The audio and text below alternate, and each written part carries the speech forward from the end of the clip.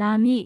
48နာရီအတွင်းတနိုင်းမိုးညင်းပူတာအိုမုံရွာစကိုင်းခန္ဒီဟုံမလင်းကလေးကသာကောလင်းကန့်ဘလူမော်လိုက်မင်းတက်မတူပြီးပလောဝစစ်တွေမောင်တော်မြောက်ဤကြောက်ဖြူတန်တွဲအန်းတောင်ကုတ်6မင်းဘူးမကွေးတရက်အောင်လန်ဥတ္တရတီမိုင်းရန်မိုင်းလာမိုင်းယောင်လားရှိုးတန်ရန်လောက်ကိုင်မူဆယ်ကုတ်ခိုင်မမန်းဟိုပန်ကလောလင်းခေလွိုင်ကော်ဒီမော့ဆိုမဲဆက်ဘောလာခဲအောင်မြေတာဆန်မဟာအောင်မြေအမရပူရတဒါနီ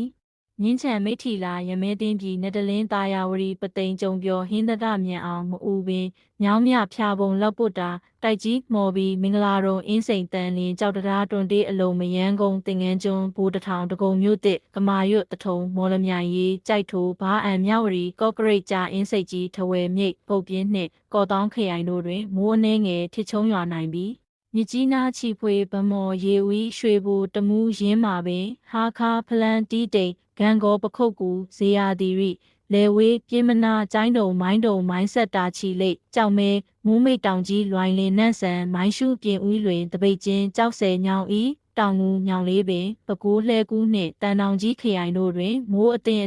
ထစ်ချုံရွာနိုင်ကနေရာကွက်၍မိုးကြီးနိုင်ပြီးမိုးသက်လေပြင်းတိုက်ခတ်နိုင်ပါသည်ယနေ့တရက်5လ